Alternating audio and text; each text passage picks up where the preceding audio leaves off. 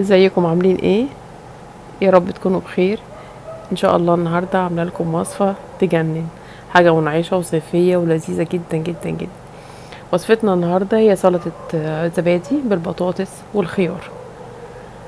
مقاديرها عباره عن بطاطسيتين وسط متقطعين مكعبات ومسلوقين في ميه 3/4 وملح 3/4 سوا، وعندنا 3 خيارات متقطعين بنفس الطريقه، وعندنا كمان علبه من الذره، وبصلايه متوسطه حمراء مقطعه مكعبات صغيره ومرشوش عليها معلقه سكر، وعندنا بقدونس للوصفه وكمان للتزيين، وكمان عندنا 4 من الزبادي اي نوع انتوا تختاروه، ومعلقتين من المايونيز، وليمونه كبيره معصوره، وطبعا عندنا ملح وفلفل. نبدأ نضيف. هنعمل دريسنج الاول، هنحط الزبادي وبعدين نضيف عليه المايونيز. طبعا هي الوصفة الأساسية فيها لبنة، بس أنا بستعيد عن اللبنة بفكرة المعلقتين المايونيز والليمون، بيديك نفس فكرة طعم اللبنة بالظبط.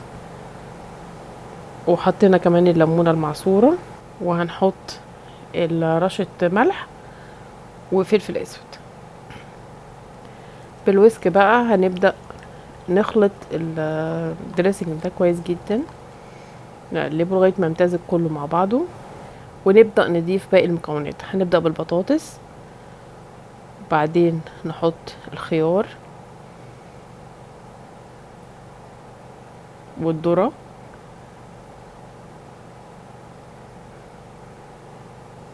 سلطة جميلة ألوانها حلوة خفيفة، فوائدها كمان كبيرة جدا. بعدين هنبدأ نحط البصل ورشة من البقدونس، وهنسيب الباقي للتزيين، ونقلب السلطة نمزجها كويس جدا مع بعض. سلطة خفيفة ما خدتش اي وقت، بس اهم حاجة ان احنا نقلبها كويس ونغطيها ببلاستيك راب، ونحطها في التلاجة على الاقل ساعتين 3 علشان تسقع وتبقى متماسكة وحلوة وقد ايه منعشة وجميلة جدا جدا. هنبدأ بقى نحط في البولة اللي هنقدم فيها، وهنزينها بالبقدونس، هنسويها نظبطها. وبألف هنا، ويا رب تكون الوصفة عجبتكم، وإن شاء الله هسيب لكم المكونات في صندوق الوصف. ولو الوصفة عجبتكم ما تنسوش تعملوا لايك وشير وسبسكرايب، وكمان تفعلوا زر الجرس عشان يوصلكم كل جديد. ده عايز أي وصفة يقولها لي في الكومنتس، وأنا إن شاء الله هعملها لكم بإذن الله.